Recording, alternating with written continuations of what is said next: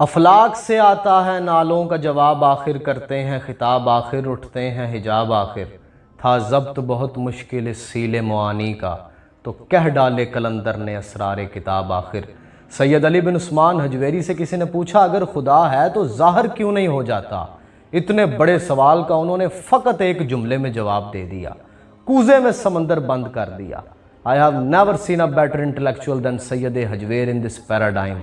فرماتے ہیں اگر خدا ظاہر ہو جاتا تو ایمان جبر ہو جاتا۔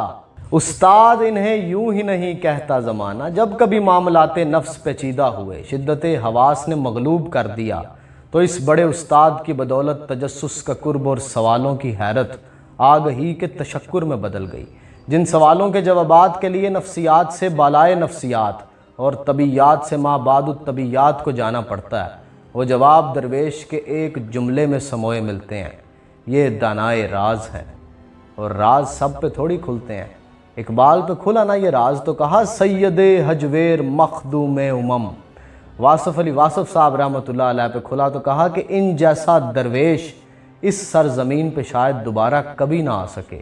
وہی واصف صاحب جنہوں نے اپنا تعارف یوں کروایا، میرا نام واصف باصفا، میرا پیر سید مرتضیٰ، میرا ذکر احمد مجتبیٰ، میں صدا بہار کی بات ہوں۔